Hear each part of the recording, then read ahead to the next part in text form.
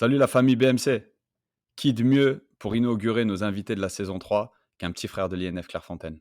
Génération 97, champion d'Europe avec l'équipe de France moins de 19 et qui a effectué son premier match en Ligue 1 à 27 ans après avoir écumé les terrains de Série A et de Série B pendant ces 4 dernières années.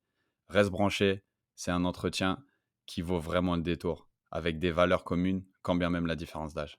Allez, à tout de suite. Pour ma part, j'ai fait 9 clubs, j'ai fait 7 pays différents. J'ai signé 2 contrats le 31 août. Ça m'a rappelé mon premier banc contre le PSG avec Metz au parc. J'étais tellement content, tu vois, j'étais fou. Alors mon coach, avant l'échauffement, je dis coach, je suis grave pas bien. Il m'a dit, c'est pas grave, tu restes sur le terrain, tu parleras moins, c'est tout. Tu sors un super match. Ladies and gentlemen, bonjour à tous. Je m'appelle Sébastien Bassong, aka Baby Bass, et je vous souhaite la bienvenue dans Ballon, Main, Corps, l'émission de la génération 86, accompagné de mes frères depuis plus de 20 ans, de mes acolytes, de mes partenaires in crime, Ricardo Facci, aka Ricky Friandiz, et de Quentin Westberg, aka Q, l'américain. Ballon Main Corps, c'est une réunion de famille hebdomadaire. L'émission qui t'ouvre chaque semaine les portes des secrets liés à notre passion commune, notre vision du football, notre ADN, nos expériences sur et en dehors du rectangle vert. Alors, si t'es intéressé à découvrir comment l'homme derrière le footballeur vit sa vie, quand le rideau s'ouvre et surtout quand il se ferme, les challenges qu'il rencontre, la manière de gérer le quotidien, les moments clés, les erreurs à ne pas faire, crois-moi, tu es au bon endroit. On a plein de choses à te raconter. J'espère que tu vas passer un super moment en notre compagnie. De toute manière, c'est parti. Ballon, main, corps. Let's go! Le ballon, les mains, le corps. D'accord? Ballon, main et corps. Salut à tous et bienvenue dans un nouvel épisode de Ballon, main, corps. BMC saison 3, la réunion de famille hebdomadaire comme d'habitude, ça bouge pas. On est là. Ouais, friandises. Ça dit quoi? C'est Pourquoi trop. tu me friandises en premier en fait? Hein? Vas-y, pousse-toi. ATL. Ah, quel honneur, moi je suis super content d'être en premier. ATL, ça va, comme je vous ai dit, c'est une semaine de relâche. Vous connaissez opposition de fin de semaine quand il n'y a pas match. Là, on a fait une opposition contre les 18 ans et pour que j'ai un petit peu de travail, ils m'ont envoyé avec les 18 ans. J'étais le goal des 18 ans. La première mi-temps, l'autre gardien était la deuxième. Non, c'était super marrant. C'était super marrant. J'ai joué avec des 2009. Non, là, ça commence à choquer. Il y avait des 2009, des 2008. Voilà, c'était une petite répétition générale, mais super. Voilà, vous connaissez. Ouais, 2009. T'aurais 2009. pu, t'aurais pu jouer avec ton fils. Mon fils est un Totalement. 2010, mon aîné. Mon fils est 2010. Donc, il y avait deux 2009. Donc, ouais, original. 14 ans. 14-15 ans, ouais. Ouais, C'est ouais, ouais. incroyable. Incroyable. Ouais, ouais, ouais. Donc voilà, ça c'était l'état des lieux de ce week-end. Ensuite, sillonner les terrains pour mon autre fils qui avait un tournoi.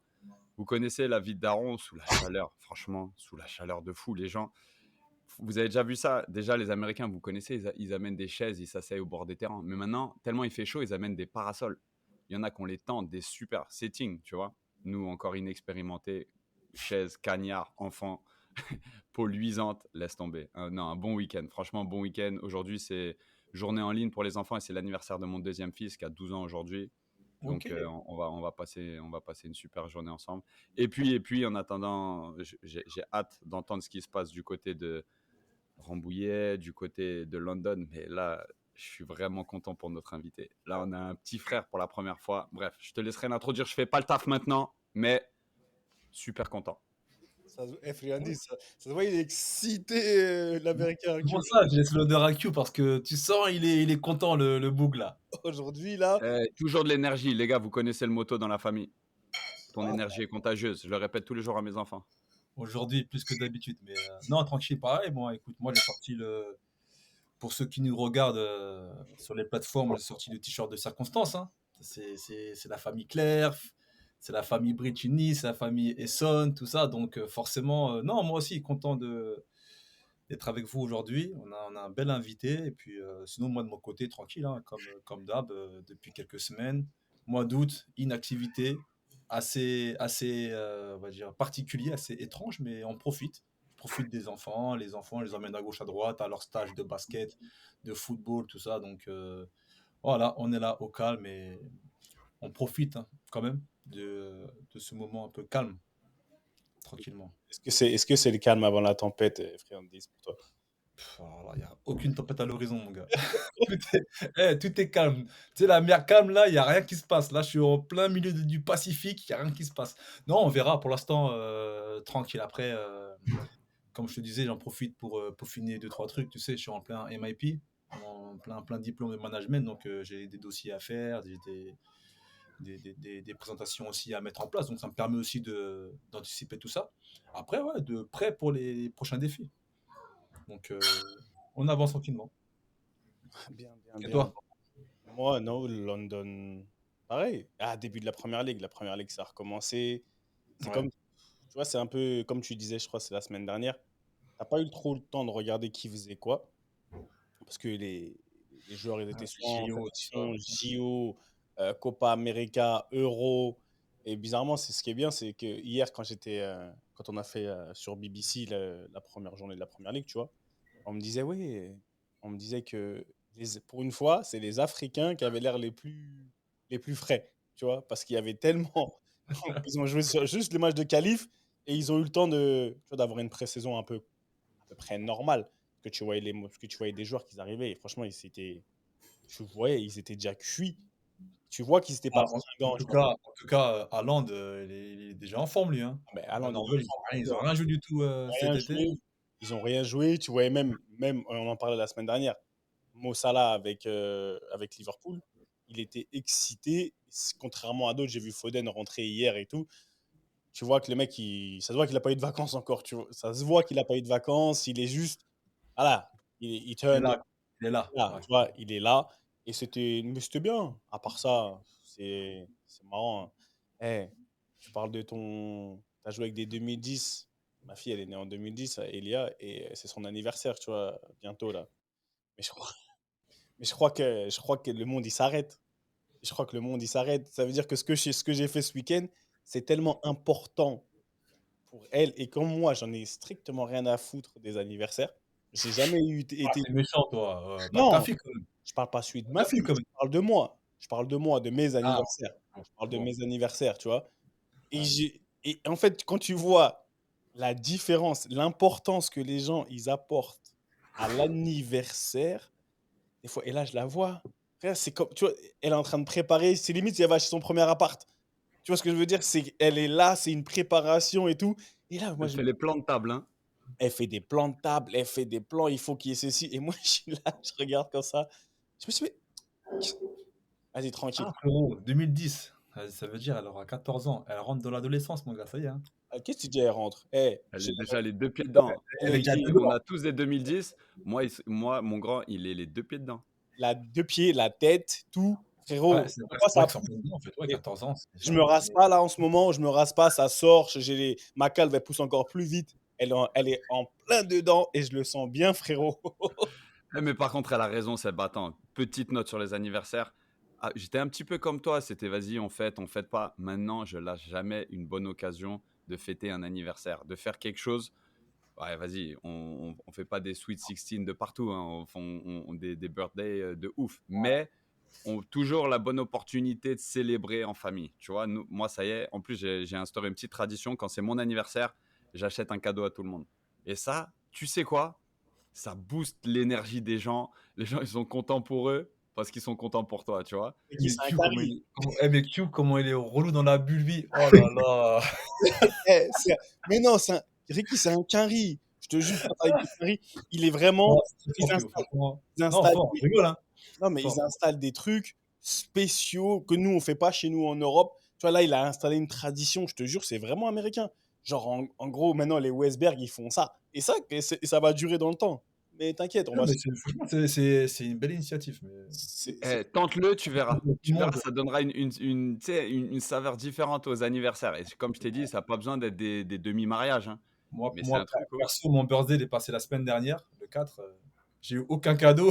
J'ai donné aucun cadeau. T'as pas eu un petit dessin? Il y avait une de tes filles qui t'a fait un dessin. Ouais, j'ai un petit dessin, j'ai eu un petit barbecue. Mais c'est Ah tout. bah, ça va, ça remplit. Mais Q, s'il avait été là, il aurait mangé aucun bonbon, il aurait bu aucun soda. Parce que je veux Ouais, dire, ouais. Viande, pas de Voilà. viande. viande, pas de viande, inutile le bouc dans un barbecue. Il vient. Que de l'énergie. Que de l'énergie. Bon, bref, anyway, donc, on en a. enough of us, c'est assez pour nous. Là, il est là. Bref, dans tous les cas, l'invité du jour, on l'a déjà dit, on a un invité. Et ce qui est bien, c'est que souvent, on est chauvin. On dit c'est la famille Clerf, parce que vous l'avez compris, c'est un de nos petits de Clerf, mais ça reste la famille, parce que c'est plus un petit. Mais qui dit Clairefontaine dit... Qu'est-ce que j'ai fait comme bêtise? Ah oui.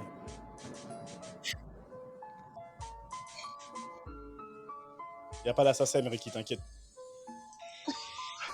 Vers les bleus, chaque gosse rêve de ballon rond et d'être ballon d'or. Parmi les forts aux talents hors normes, amoureux de sport, chaque jour ils cherchent la performance. Comme leur dernière chance pour que leur talent perce en France. Et les centres de formation bercent l'enfance de ces jeunes battants dans des entraînements hyper intenses. Et nul ne perd son temps, quand c'est fait avec passion, avec patience. Et si tu craques, tu perds ta chance, tu perds ta science. Football, mec, pense à l'équipe avant de foutre le sbeul. Tu seras peut-être pro d'ici peu, ou successeur de Zidane si t'es pas trop dissipé. Car même les prodiges payent leur manque de concentration. Et Clairefontaine n'est pas un parc d'attractions. La consécration. Q, je te laisse l'introduire parce que tu vois. Qu'est-ce qu'il y a Dis-moi. Parenthèse. Oui. Vous avez vu sur les réseaux Morgan Schneiderlin? Non. Il a sa retraite. Il a annoncé sa fin de carrière. Ouais. Et il a mis une musique de Clerf. Hein. Ah ouais? Vous avez pas entendu sa musique? Non, pas entendu. Trouve-la, tu me l'envoies, je la balance. Q. Par contre, il avait l'habitude de foirer tes conclusions. Maintenant, il foire tes intros. Chaud. Ricky. Petite parenthèse, tranquille. Non, mais extraordinaire dans le timing. On introduit une invitée, il est là, il dit attends, s'il te plaît. Attends, s'il te plaît, on ne peut même pas dire son blague. Il est là. À tous nos auditeurs, vous savez quoi?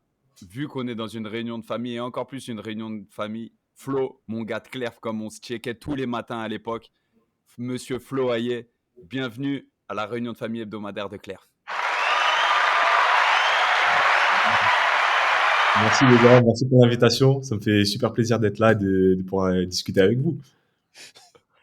C'est mythique quand même. 10 minutes pour introduire notre invité.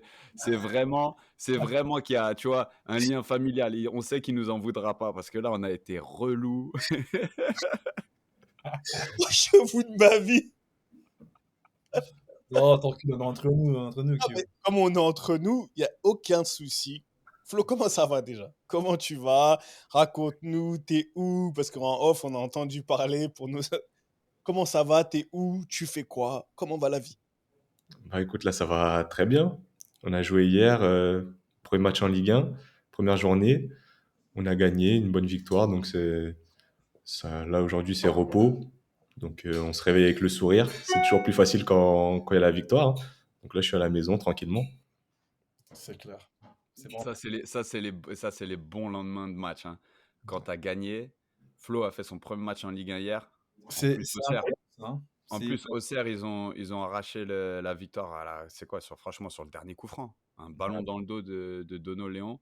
Ouais. Et le mec qui était rentré. Faut voir aussi. Comment ça s'appelle? C'est une recrue. Ouais. Koulibaly. Lasso Koulibaly. Il sort, il rentre. Celui qui sort à sa place, il boudait un peu et tout. Et il est rentré. Il est premier ballon but quasiment. Mm-hmm. Incroyable. C'est une sacrée curiosité, hein, parce que depuis longtemps, on te voit sur le terrain, on te voit surtout moi en plus qui suis un grand fan de Serie A. C'est ton premier match en Ligue 1. Ouais, parce que avant de partir en Italie, justement, j'avais fait que de la Ligue 2 en France. J'avais fait 3 ans à la JA après le centre de formation. Ensuite, 1 an à Clermont. Et de là, je suis parti à Brescia en Serie A. Donc, c'est vrai qu'à l'époque, moi, j'avais l'ambition de découvrir d'abord la Ligue 1 avant de partir à l'étranger. Mais bon, après, ça s'est fait différemment. Mais là, je suis très content d'avoir fait mes débuts en Ligue 1. Mais comment ça s'est fait? Parce que tu parles, parce que Brescia. Comment on dit en italien? Comment on dit? Brescia. Brescia. Hein? Ouais. Brescia. Brescia, tu vois. Au final, quand tu es là à 27 ans, c'est ça? Ouais. Ouais, tu vois, 27 ans, premier match en Ligue 1. Premier match en pro, premier match en Ligue 1, mais tu as quand même un certain nombre de matchs en Serie A. Aujourd'hui, comment, dans ta tête, comment ça s'est passé pour, tu dis, est-ce que c'était une déception pour toi de ne pas jouer en Ligue 1 avant tes 27 ans, mais d'avoir joué en Serie A quand même, parce que la Serie A, c'est pas rien, et ici, on a un expert de la Serie A, tu vois. Donc, moi, je veux savoir, dans ta tête, parce que c'est plus ça qui m'intéresse, que contractuellement parlant et tout. Comment tu as vécu ce parcours? Tu es encore en plein dedans, tu vois, mais tu vois, ce tournant de ta carrière quand tu es parti en Serie A avant de jouer en Ligue 1 alors que tu es formé en France et tout? Parce que nous, on l'a fait aussi, mais on avait joué en Ligue 1 d'abord. Moi, à l'époque, je me rappelle que je l'avais vécu un peu comme une mini déception, dans le sens où, avec la saison que j'avais faite en Ligue 2, j'avais marqué 18 buts.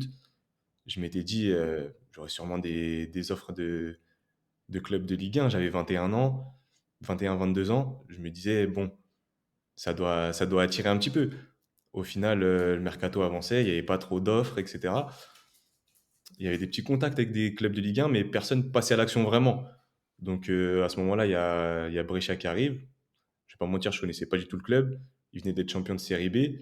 Mais après, quand j'ai vu tous les clubs qu'il y avait en Série A, je me suis dit, c'est des grosses affiches tous les week-ends. Avec la réputation de l'Italie, je me suis dit, pour ma progression, ça peut être qu'une bonne étape.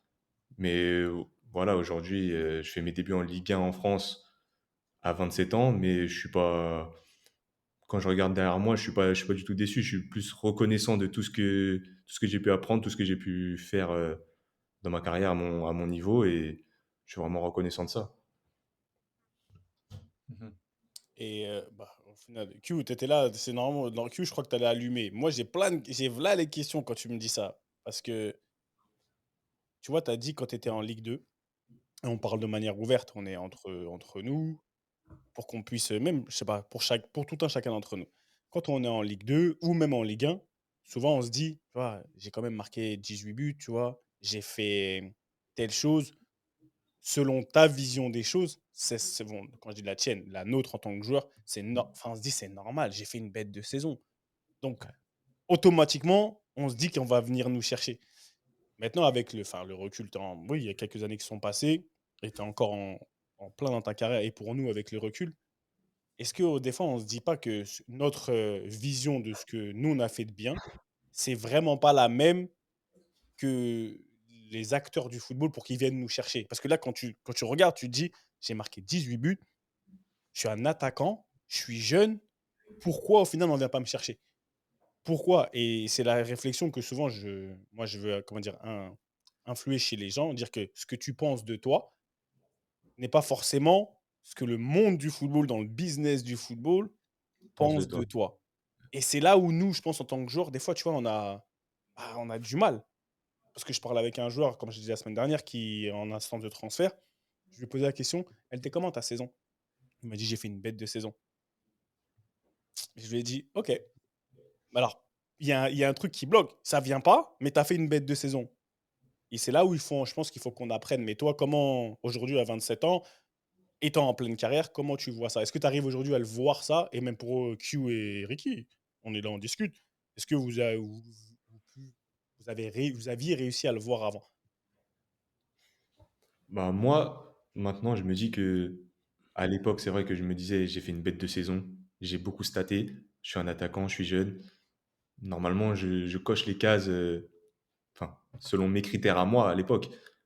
Mais je me dis que les recruteurs, les scouts, les directeurs sportifs, les présidents, les coachs des clubs à l'échelon supérieur, ils avaient peut-être d'autres critères, d'autres attentes. Et je correspondais pas forcément au profil que des clubs que j'aurais pu intéresser recherchaient. Et ça fait aussi la différence parce que tu peux être très bon dans un domaine, être le meilleur, même tu peux être le meilleur buteur de ton championnat, mais si t'as pas les qualités, tu coches pas toutes les cases qu'une équipe va rechercher, ils vont pas venir te chercher toi, ils vont aller se pencher sur un autre cas. Est-ce que tu penses que ça avait à voir avec ton profil? Parce que pour remettre dans le contexte et à nos auditeurs et à mes gars, pour avoir joué avec Flo, tu es un joueur moderne, mais qui est hyper collectif. C'est-à-dire que tu es un attaquant qui aime faire énormément d'efforts. Je me rappelle à Auxerre, ton poste préférentiel, c'était devant en pointe, mais tu jouais souvent sur les côtés aussi s'il fallait. En fait, est-ce que tu n'étais pas de odd man out aussi un petit peu? À savoir, vu que tu avais un profil tellement généreux qui bossait tellement pour les autres, est-ce qu'à un moment donné, tu penses que ce profil-là et ce côté hyper généreux et pas égoïste de l'attaquant, ça a peut-être freiné ou ça a peut-être fait se poser des questions à certains recruteurs ou dans certains clubs. Parce que qu'on se le dise, hein, moi je sais que pour le poste de gardien, des fois les gens aiment bien les mecs qui gueulent sur tout le monde, les mecs qui ont, t'as l'impression que c'est un énorme caractère et qui surjouent un petit peu un rôle. Flo, t'es un petit peu à l'opposé, t'es un attaquant, t'es en lumière, mais la saison où tu mets 18 buts à Clermont, c'est comme si tu l'as partagé avec tout le monde, la lumière. Tu vois, je me rappelle très bien pour l'avoir vu parce que, petite anecdote marrante, mais je pense que je te l'ai même jamais dit. L'été où tu pars de Auxerre à Clermont, Ouais. je suis en vacances au Portugal et je rencontre Oswald Tanchot, qui était coach du Havre à l'époque. Et il me dit, Quentin, c'est comment Floyer? Je dis, Floyer, c'est la pépite. C'est-à-dire que c'est 15-20 buts en Ligue 2, sûr et certain l'année prochaine. Enfin, c'est vraiment un truc. Dans le bon environnement, ça va marcher. Il me dit, je suis dégoûté, son agent vient de m'appeler. Apparemment, il vient de signer à Clermont, mais je voulais absolument le faire au Havre et tout. Je sais pas jusqu'à quel point c'était vrai, mais l'année d'après, c'est justement l'année où Flo, il cartonne à Clermont et tout. Donc, du coup, c'était un truc où, même à Auxerre, où tu jouais un petit peu moins l'année qu'on a faite ensemble, ça arrivait. Je pense que contre Nantes, tu mets un triplé, c'est ça, si je me trompe pas en coupe. Non, je mets un but. Tu mets un but. Un but, ouais. Mais Ok, on gagne 4-3. on gagne 4-3. Mais tu Ouais. fais un super match, tu fais des passés. Enfin voilà, il y a eu à plein de moments, tu avais montré ce côté-là, mais c'est comme si certains, même à Auxerre, ne le voyaient pas à l'époque. Et il a fallu que tu partes. Bon, après, on en reparlera, tu reviens. Mais combien tu crois que c'est dû un petit peu à ce profil-là de ouais, ok, bah, je prends pas toute la lumière que certains autres à mon poste prennent. Bah, moi, je me dis que si c'est pas à cause de mon profil, bah là, par contre, j'ai du mal à trouver des raisons pour lesquelles ça ne l'a pas fait, tu vois. Mais c'est vrai que moi, j'ai pas le profil de l'attaquant hyper égoïste, qui pense qu'à lui, qui pense qu'à ses stats, qui s'en fout de l'équipe, qui veut pas faire les tâches défensives. Moi, j'ai toujours été, c'est les valeurs que j'ai toujours eues en moi, c'est l'équipe avant moi. Et si moi, je vais tout faire pour l'équipe, défendre, attaquer. J'en fais même trop des fois et ça me dessert un petit peu. Mais je suis comme ça, c'est en moi. Je peux pas faire, j'arrive pas à ne pas me donner à fond, à faire tout ce que je peux faire sur le terrain. Après, avec mes qualités et mes défauts.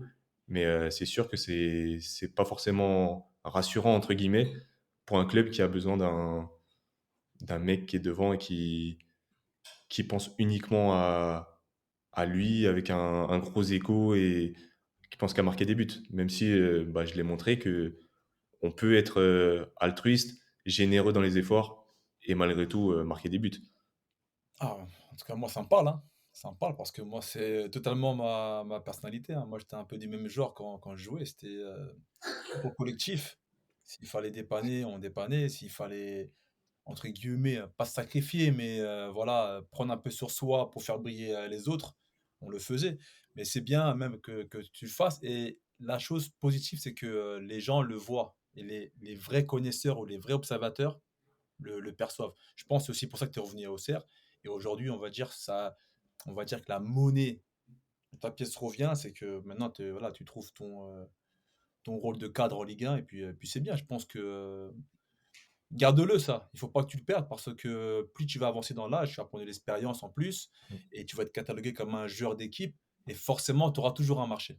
Tu auras toujours un marché, que ce soit en Ligue 1, même à l'étranger, parce que je pense que plus tard, quand tu vas arriver à la trentaine, tu auras peut-être envie d'ailleurs, envie de découvrir des choses. Donc, au-delà des stats, je pense que c'est intéressant aussi d'avoir ce genre d'image, parce que c'est ce qui fait toujours, c'est ce que les clubs à la fin cherchent toujours.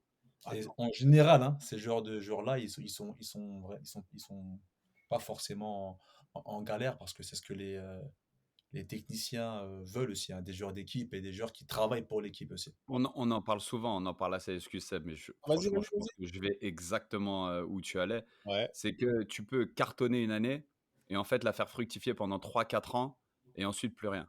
Alors que obtenir le bon résultat de la bonne des manières, ok, effectivement, peut-être que tu n'as pas le move que tu veux sur le moment, mais en fait, tu développes une telle fiabilité et ton football et ta personne se développent tellement que, effectivement, comme a dit Ricky, tu as toujours un marché et ça pour les 10-15 prochaines années et pas pour j'espère qu'on va avoir la bonne version de ce joueur, la version de ce club-là, sinon on est dans la merde. Et en fait, tu te retrouves à être typiquement le profil, je suis un panic buy, je suis un mec sur lequel on mise le dernier jour du mercato, je suis sur... Non, toi, tu veux représenter la fiabilité et je pense que dans une génération où il y en a de moins en moins, c'est ce qui va faire que tu vas pouvoir durer dans le temps, vraiment. Maintenant, regarde, ok. Et vous savez, on parle le même langage.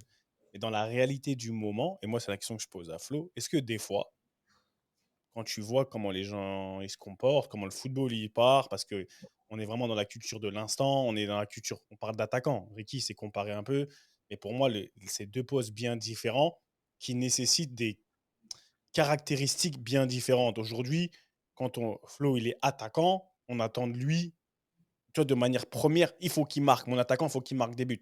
C'est que quand tu arrives à un certain niveau, un peu on parle de Karim, qui lui était le joueur complet, un peu comme R9, tout ce que mais où on peut se dire, ouais, mais tu vois, il est tellement influent, il fait des passes. Est-ce que toi, Flo, des fois, tu t'es pas dit, il y a eu des moments de doute où tu t'es dit, peut-être que ma façon d'être, elle me dessert, et tu as voulu, c'est pas inconsciemment ou consciemment, un peu, tu vois, de changer et copier un peu comment les autres y sont. Forcément, je regarde tous les grands attaquants. Je m'inspire, j'essaie de prendre le meilleur de tout ce que je peux voir, garder le bon, mais sans me dénaturer. Parce que moi, je sais que je pourrais jamais devenir le mec égoïste qui défend pas, qui fait pas de course et qui attend juste d'avoir l'occasion et marquer et influer sur un match seulement avec un but ou une passe. Moi, je sais que je pourrais jamais changer ça parce que je suis comme ça sur le terrain et même en dehors. Je me mets toujours au service des autres, mais ça m'empêche pas d'avoir ce côté tueur et de gueuler si on me met pas la balle quand on doit me la donner, tu vois. Mais malgré tout, parce que ça reste mon boulot. Malgré tout, même si je suis généreux, je suis altruiste, etc., je reste un attaquant. Je joue pour marquer des buts, c'est ça qui me plaît le plus dans ce sport. Mais c'est pas pour ça que je vais me dénaturer et changer complètement ma façon de jouer. Et tu l'as dit, ça reste ton. Et c'est pour tout le monde. Je sais que Ricky aussi, j'aime bien quand Ricky il a ce faciès. Ça reste, et moi, ça reste ton boulot. Et ça, je le parle à toi comme à tout le monde. C'est juste tu vois, des questions. Fin des fins, on va pas se dénaturer. Il faut rester naturel. Pour moi, l'authenticité, elle gagne toujours. Mais quand on est dans une carrière assez courte, qui, comme tu as dit, c'est notre boulot, où est-ce qu'on trouve le juste milieu? Parce que quand même, on va pas se mentir, l'attaquant qui paraît, je veux dire qui paraît un peu plus tueur, un peu plus agressif, pas forcément égoïste et qui travaille pas pour l'équipe, mais qui a ouais, un paraître différent, il est plus vendeur. Il est plus vendeur et on est dans un boulot. Enfin, des fois, il faut gagner de l'oseille. Faut pas se mentir, il faut gagner de l'oseille, il faut avoir des meilleurs contrats. On n'est pas là, c'est pas de la charité et tu vois, c'est notre passion. Toi, comment aujourd'hui par rapport à ça, comment tu vois ta marge de progression? Tu as besoin de progresser dans quoi pour être plus vendeur ou pour, tu vois, pour passer peut-être à l'échelon supérieur? Moi, je pense déjà que l'un n'empêche pas l'autre, dans le sens où tu peux être généreux, tu peux être altruiste, etc., te battre pour l'équipe et être un tueur. C'est pas parce que tu fais beaucoup de courses que tu peux pas être un tueur. C'est pas parce que tu aides beaucoup l'équipe, que tu te mets au service des autres, que tu peux pas remplir ton rôle à 100%. Parce que moi, j'estime, enfin, dans ma vision à moi du football, que l'attaquant, oui, doit marquer des buts, mais il a aussi d'autres tâches à effectuer. Maintenant, ma marge de progression, moi, je trouve qu'elle est globale, dans le sens où ouais, je peux être toujours plus tueur, je peux toujours être meilleur techniquement, tactiquement, physiquement, dans tous les domaines. Je me suis jamais dit, ok, là, je suis assez bon, je vais travailler le reste. Non, moi, je me dis qu'il y a pas de limite. C'est, ce que je vis, c'est toujours, tous les jours, en fait, chaque jour à l'entraînement, le match après match, être toujours une meilleure version de moi-même, tu vois. Mais il y a pas de limite. Ma marge de progression, moi, je trouve qu'elle est jusqu'à ce que j'arrête de jouer ou que j'ai un switch dans ma tête où je me dis, ok, là, j'ai assez donné. Maintenant, ça va être juste être en mode plaisir. Bah, jusque-là, j'essaierai toujours de progresser dans tous les domaines de mon jeu. Maintenant, vu que tu vois ça, on est dans le mindset, on a un frère de Clerf qui est une génération quand même 9 ans de moins que nous. Il faut savoir, génération 97, tu arrives à Clerf et on va parler d'un sujet qui nous lie tous les quatre. La genèse de ce mindset, est-ce qu'elle est venue parce que moi, je t'ai connu très jeune et je sais que c'est pas nouveau. Je sais que c'est pas nouveau. Je sais qu'en plus, tu avais une influence sur les autres mecs du centre. Ce qu'il faut savoir, c'est que quand j'arrive à Auxerre, il y a une super génération. Flo, Mousse, Brahim Konaté, Romain Montiel, Loïc Goujon, vraiment un super groupe de jeunes, tu vois. La narrative actuelle, c'est ouais, il y a toute une génération qui est arrivée, qui avait un petit peu des privilèges, c'était un peu plus facile pour eux. La petite génération d'Auxerrois que j'ai connue quand je suis arrivé au club, elle a été tout simplement overlooked. Tu vois, ils ont pas eu la chance qu'ils auraient dû avoir parce que vraiment, je pense qu'ils auraient pu marquer le club rapidement. Peu importe. La genèse de ce mindset, la genèse de cette mentalité, quand est-ce que tu commences un petit peu à la quantifier? Avant Clerf, Clerf, Auxerre? Raconte-nous un petit peu déjà ce cheminement qui te fait arriver à Clerf et la fameuse question que j'aime bien dire, qu'est-ce que Clerf t'a apporté et qu'est-ce que tu transportes de Clerf encore avec toi aujourd'hui? Comment ça a commencé? Bah, je commençais le foot, hein, mon club des quartiers, à Quincy sous Sénart, dans l'Essonne. Je fais 4 ans là-bas. C'est nous, Ensuite, ça. C'est nous, ça. Il vibre, Ricky, il vibre. Dès qu'il y a un sous-scénar, Épinay sous-scénar, Quincy sous-scénar. C'est nous, ça. Oh, Fraudès. là, je commence là-bas. Au début, bah, c'est football plaisir, hein. Ensuite, je pars 2 ans à Moissy-Cramayel, un club de la région qui était un peu plus coté. Parce que mon père avait vu que bah, je me débrouillais bien, donc il avait cherché des petits clubs pas trop loin où j'aurais pu avoir un peu plus d'exposition. Et de là, super équipe, super coach, un coach avec qui je suis encore en contact aujourd'hui parce que c'était vraiment un super mec qui m'a beaucoup appris au niveau foot et aussi sur le plan humain, tu vois. Là, on fait les concours de sélection à l'INF. Là, moi, c'était un rêve. C'était un rêve. T'arrives à Clerf, tu vois le château, tu vois tous les terrains, le centre médical. J'étais comme un fou. Le côté généreux, je l'ai toujours eu. Le côté surpassement, je l'ai toujours eu. Parce que je me rappelle au stage final à Clerf, on avait fait le test Vameval. Et là, c'était la première fois que je faisais un test d'effort comme ça. Et je me rappelle que j'en pouvais plus. Je pouvais plus courir. Mes jambes, elles me faisaient mal. Mais il y a mon rêve qui était dans ma tête. Ma tête, elle a couru à ma place. Et je continuais, je continuais, je continuais. Et au final, j'ai été pris. Et je me rappelle que quand j'ai été pris, on m'a dit après que ce truc-là les avait marqués, en fait. Le dépassement qu'ils avaient vu, bah, ça les avait marqués et ça leur avait donné des bonnes indications sur ma mentalité et ça avait beaucoup joué. Ok. Ah, donc tu as été conforté très très tôt, dès ton entrée à Clerf, que tu avais la mentalité qu'il fallait et Très, que peut-être que ce test Vameval, et c'est vrai qu'attends, on n'en a jamais parlé, mais c'est à Clerf qu'on a tous fait notre premier Vameval. Et ça, comme tu le racontes, Flo, c'est choquant. Parce qu'en fait, tu fais un test physique et tu sais pas exactement ce que c'est. Et la souffrance que tu ressens quand tu es sur la fin, elle est incroyable. C'est vraiment, tu as envie de vomir, tu as envie de tomber par terre. Et c'est ce que beaucoup de monde fait, hein. Tu sors du bip, et boum, tout le monde se fout par terre. Et donc, voilà, dès le début, tu as été validé dans ton approche. Et c'est quelque chose que tu as gardé avec toi et que tu n'as jamais lâché, du coup. ouais, c'est ça, parce que je me dis, bah, ça paye en fait. Se donner à fond, ça paye. Ça, ça marche. Parce que je me rappelle, personne n'avait jamais fait le test. On connaissait pas, on savait pas à quoi s'attendre. Juste à ce petit stress de te dire, putain, c'est un test, on va m'évaluer là. Si je suis pas bon, ça va me coûter ma place. Hmm. Et si je suis bon, ça va le faire. Ok, moi je sais que je suis endurant parce que Tu t'es arrêté à combien? j'ai fait 19. Oh! Ah, 12-13 ans, c'est fort, hein. Oh là là, je crois que je l'ai fait 15. Je me dis, même en pro aujourd'hui, il y en a qui font pas 19, tu vois. C'est clair, c'est clair. Clairement. Et que Et, Abdelak, il a fait 21, je crois. Chez nous, ah ouais, il a fini à cassette, lui. Ah ouais. Et ouais, donc, ouais, excuse-moi, continue. et donc, ouais, donc c'est après que j'ai réalisé que ouais, c'était une bonne performance. Et donc forcément, ça m'a conforté dans cette idée et ça a renforcé cette valeur. Et après, bien sûr, à l'INF, bah, ça m'a apporté énormément de choses. Premièrement, bah, ça m'a montré l'exigence qu'il fallait avoir au quotidien pour progresser, pour atteindre les objectifs et les rêves qu'on avait chacun. Et que c'était OK, on est arrivé à l'INF, on a été sélectionné dans les 23 parmi 2000 jeunes, mais c'est pas du tout une fin en soi. Parce que derrière, faut arriver au centre de formation, et même arriver au centre de formation, après, c'est encore un autre début.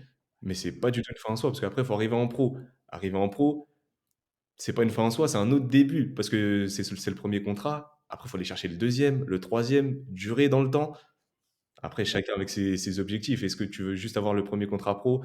Est-ce que tu veux faire une carrière de 15 ans? Ça, c'est autre chose. Mais ouais, Clairefontaine, ça m'a apporté énormément au niveau QI football. Et ça, c'est quelque chose que je vois. Quand tu vois des fois des jeunes qui arrivent en pro, tu sens il leur manque quelque chose. Et souvent, c'est à ce niveau-là. Parce que les qualités physiques, les qualités techniques, tout le monde peut les avoir. Mais après, il y a une vision du jeu, une vision du football en général que tu peux pas apprendre n'importe où. Et Clairefontaine, là-dessus, c'était vraiment incroyable. Sabi Freddy. Bah, ouais, franchement, je ferais parce que, tu vois, il a sorti le terme. Déjà, ça se voit que c'est un abonné du podcast, t'as vu, t'as capté. Il a dit QI football, même si je sais on a été, comment on dit Q? Baigné, quoi, dans le même bénitier, c'est On ça? a baigné dans le même bénitier, mais ça, c'est toi, hein. Comme on fait son lit, on se couche, on a baigné dans le même bénitier, Mes expressions, c'était standard, ouais. Bernard Camer, tu vois, le daron. Non, mais je ferais pourquoi? Parce que c'est bien d'entendre quelqu'un on n'a pas le même âge. On vient de la même école, mais tu sens aujourd'hui quand il parle, au départ, il parle de sa manière de voir le football. Tu sais, comment il l'a dit, comment il a décrit ses qualités. Et après, quand on remonte, tu vois qu'à la base, il a eu des checkpoints. Le test Vameval, ça lui a, comme tu as dit, ça l'a validé. Donc après, il a construit sur ça et il a compris que, tu as vu, le haut d'une montagne, c'est le bas d'une autre. Ah ouais, je suis arrivé à Clerf, mais après, il faut aller au centre. Je recommence. Et après, il faut passer son premier contrat pro. Et ça, quoi qu'on dise, quand il parle, quand il dit son authenticité et tout, tu sens qu'il vient d'une école, en fait, il peut pas faire autrement.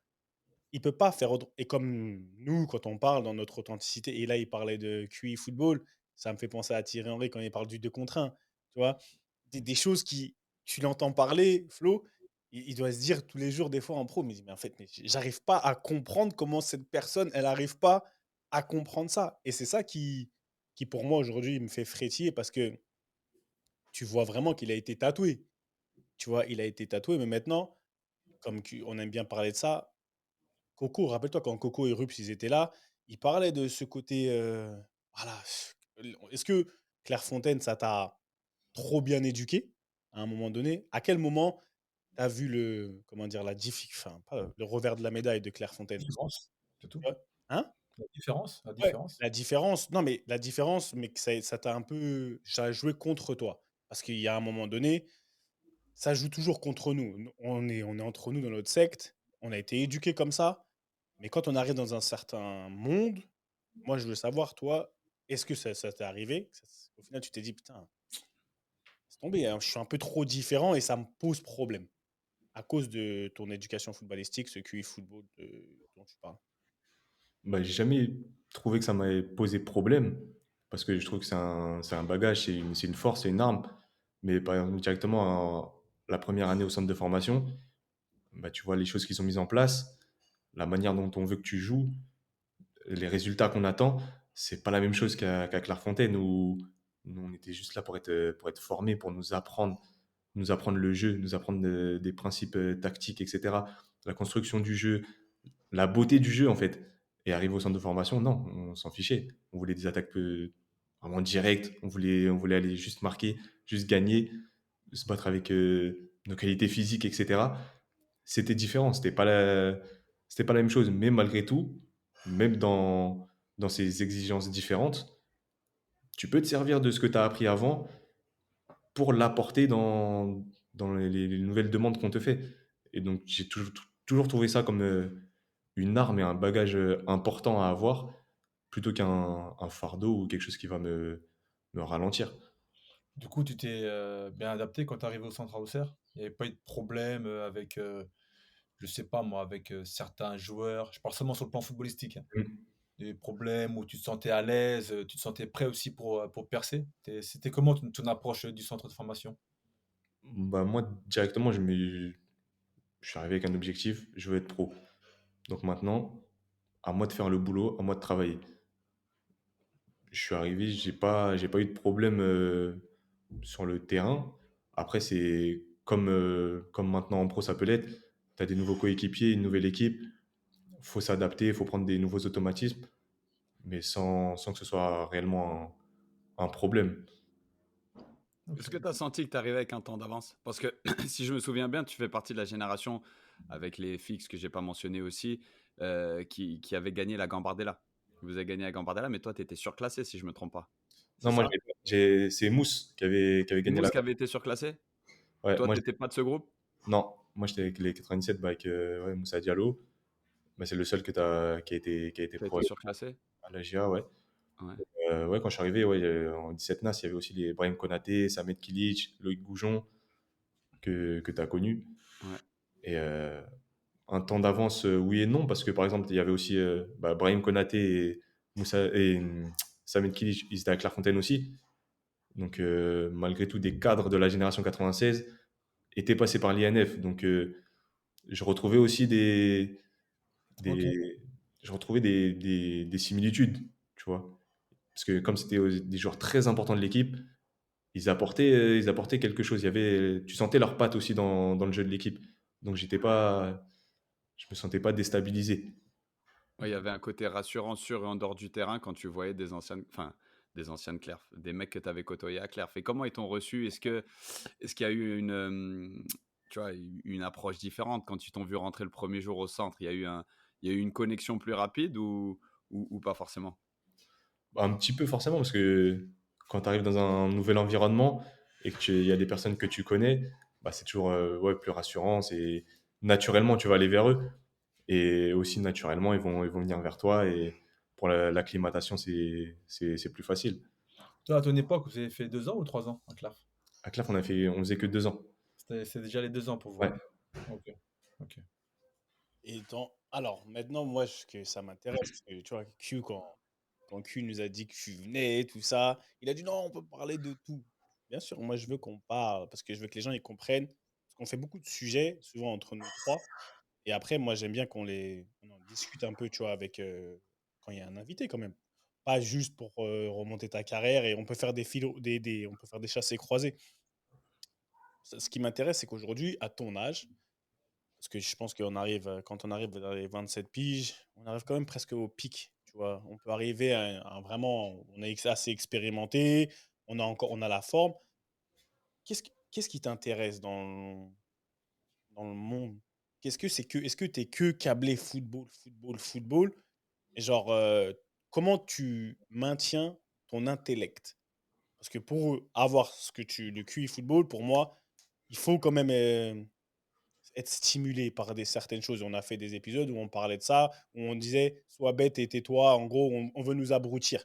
Est-ce que toi, tu sens que tu as ce besoin aussi de pas t'abrutir et si c'est le cas, qu'est-ce qui t'inspire, comment tu fais, tu vois, pour rester vraiment au top de ta forme intellectuelle qui va servir ton ballon, bien sûr.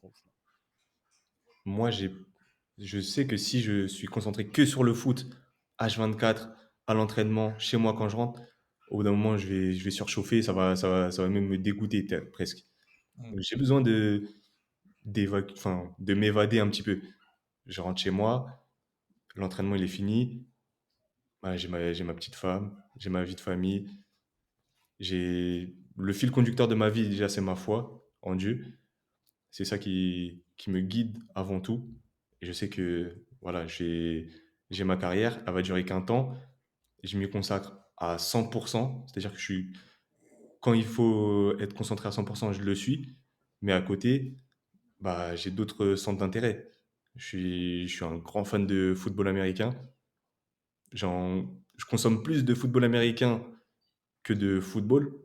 En, à proprement parler, en regardant les matchs, etc. Je regarde plus de matchs Là, de football là, américain que là, de. c'est Quentin qui frétille, là. Non, j'aime un tas de choses. Je maintiens mon intellect. Et je lis beaucoup de livres. J'aime bien apprendre plein de nouvelles choses, sur plein de sujets différents. Et ça, j'en ai besoin. Et ça, depuis que je suis tout petit, j'ai toujours besoin d'être dans plein de choses, en fait. Parce que j'étais un peu hyperactif, j'avais un petit côté surdoué. Donc j'ai toujours besoin stimulé de plein de manières différentes. Donc, j'essaye de maintenir ça et de pas m'enfermer dans une seule case. Attends, t'as dit t'avais un petit côté surdoué. Non, mais surdoué comment? Surdoué comment? Moi, ça m'intéresse. Surdoué à quel niveau? Non, parce que quand j'étais petit, j'avais fait mes parents, ils ont vu qu'à l'école, bah, Facile. ouais, c'était facile et je m'ennuyais un petit peu. Donc ils m'ont emmené, ils m'ont fait faire des tests de QI. Après, ils ont vu que j'avais un gros QI. Et- Surdéveloppé. HPI, là, HPI, les HPI, là. Ouais, exact. Bah voilà, c'est ça. Donc, D'accord. on leur a dit que j'étais HPI. Et après, j'ai sauté une classe, etc. Et donc, voilà, c'est ça le petit côté surdoué. Est-ce que tu l'as retrouvé dans un secteur particulier? C'est-à-dire qu'est-ce que tu avais une facilité incroyable, je sais pas moi, la mémoire, les maths, l'histoire, les dates, tu vois? Est-ce que ça s'illustrait par quelque chose en particulier ou c'était quelque chose de plutôt global? C'était assez global, mais ouais, c'était surtout la mémoire, je pense. Parce que, en gros, moi, à l'école, j'écoutais et ça me suffisait pour enregistrer, tu vois. J'avais pas besoin de tout ce qui est révision, etc. Les exercices, limite, ça me servait à rien parce que j'entendais un truc une fois et c'était bon, tu vois. Et après, ça m'a peut-être desservi un petit peu, mais après, ça, c'est une autre facette de ma personnalité. C'est que, par exemple, quand un coach va te demander un truc, je vais le faire. Je vais être en mode soldat, tu vois, au garde à vous. Donc, tu me dis, là, faut aller presser. Ben, moi, j'ai pressé tout le match. Ça me rappelle un jour à Claire, on a fait un match amical au Mans, et c'était en première année. C'était un de nos tout premiers matchs.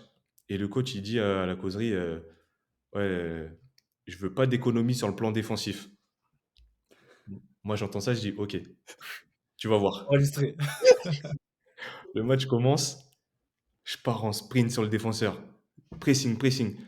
Sauf que moi, robotiquement, il a dit pas d'économie sur le plan défensif. Je me dis, ok, ben, je peux pas ralentir. Et donc pendant une demi-heure, je cours sans m'arrêter, mais à chasser tout le terrain.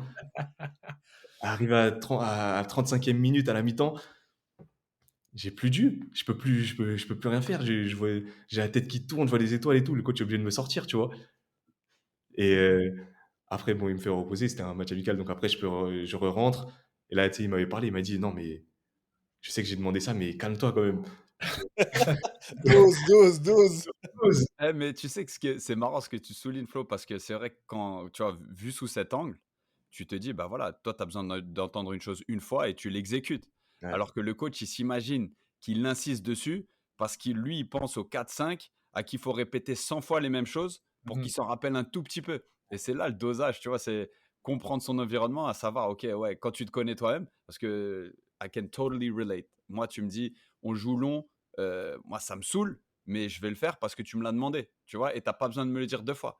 Mais souvent, je me retourne vers le coach, je dis: «C'est bon, ça fait 15 minutes, on peut arrêter ou on peut continuer, tu sais, on peut commencer à jouer un peu ou c'est bon les longs ballons?» Et c'est un truc parce qu'effectivement, on a besoin de le dire qu'une fois. Mais dans un vestiaire, ce qu'il faut savoir, c'est que tu es entouré de gens qui ont oublié du moment où c'est sorti de la bouche du coach et qui vont jouer leur propre partition, qui vont être dans un truc. Ah, ils vont être purement à l'instinct et si l'instinct, il est: «Moi, je suis attaquant, j'attends devant, donnez-moi les ballons. Si tu m'envoies pas en profondeur ou si tu me la mets pas en retrait, je gueule.» Enfin, c'est marrant que tu amènes ce point-là parce qu'on l'a jamais tellement évoqué, mais c'est très très vrai. La différence de process des informations. Et tu vois, ça, tu dis ça parce que j'aime bien comment tu as illustré ça, parce qu'on voit pas, les gens, quand ils regardent le foot, ils pensent pas à tout ça. Comment la personne, elle applique les consignes. Est-ce que tu es quelqu'un qui est rebelle de nature, qui, oui, mais, tu vois, oui, mais, ou quelqu'un, comme tu as dit, comme toi, qui vient, on lui dit, tu sais quoi, fais ça, ou comme Q, fais ça, et il le fait, il l'applique à la lettre. Et souvent, je pense que comment on travaille son cerveau, tu parles de la rétention des informations, par exemple. Tu vois, moi, je pars du principe où si le cerveau, c'est un muscle, si tu travailles ton cerveau, tu peux plus, par exemple, dans la fatigue, quand tu es fatigué, retenir les informations qu'on t'a données.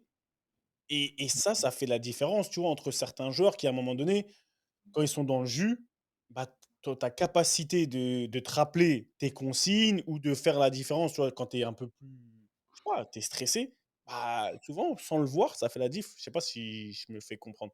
Non, non, moi j'ai compris totalement. C'est vrai qu'en plus, on a vraiment tendance à uniformiser les footballeurs. C'est-à-dire qu'on pense qu'ils sont tous pareils, qu'il faut donner même les mêmes consignes tu vois, aux mêmes joueurs, tu vois, leur parler de la même manière. Non, maintenant, là que tu vois que le football, il évolue parce que chaque joueur a sa personnalité, chaque joueur a son intelligence, chaque joueur a tu sais, a son mode de process.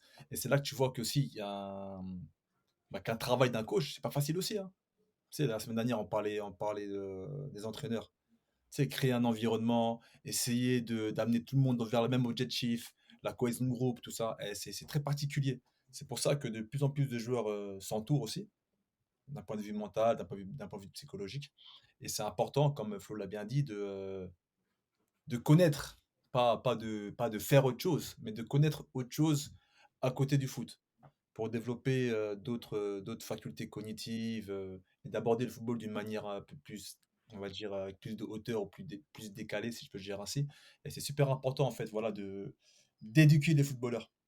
Et quand on parle d'éducation, c'est pas tu es devant un cahier avec un stylo en train de prendre des notes ou en train d'étudier. Non, éduque-toi, connais la vie, connais ton prochain, connais ton partenaire, apprends des choses, quoi. Et c'est super intéressant ce que je viens de dire C'est et j'espère que ça servira pas de leçon, mais d'indication pour les jeunes footeux. Et sur un autre sujet, moi j'aimerais qu'on aborde 2 sujets parce que je les trouve particulièrement intéressants en fonction de ton profil, Flo. D'une part, c'est que tu nous parles un tout petit peu de ta enfin, en second plan, parce que voilà, tu as approximativement enfin, tu 9 ans de moins que nous, 9-10 ans de moins que nous. Nous, on est toujours à ressasser un petit peu les joueurs avec qui on a joué, les joueurs de notre génération, mais c'est vrai que toi, tu en es d'une complètement différente, tu vois? Entre les mecs de ta génération à Clerf, la génération, qui avait gagné l'Euro -19, les 97. Ça, c'est dans un deuxième temps, mais dans un premier temps, je voudrais que tu nous parles un tout petit peu de ton attachement à ton club formateur et du fait que tu y sois revenu, parce que tu n'es pas une exception, loin de là. C'est une tendance qu'on commence à voir de plus en plus. Je trouve les joueurs qui reviennent assez rapidement, ou au moins pour finir, ou qui ont absolument envie de revenir dans leur club formateur, parce qu'il y a un attachement particulier. Je sais que nous, tous les trois, on est hyper attachés à notre club formateur, à des degrés différents ou pas. Il y en a un en Grenat, un peu moins. Mais sinon, je dirais que entre Strasbourgeois et Troyens, voilà, on est super attachés à notre parcours au centre de formation.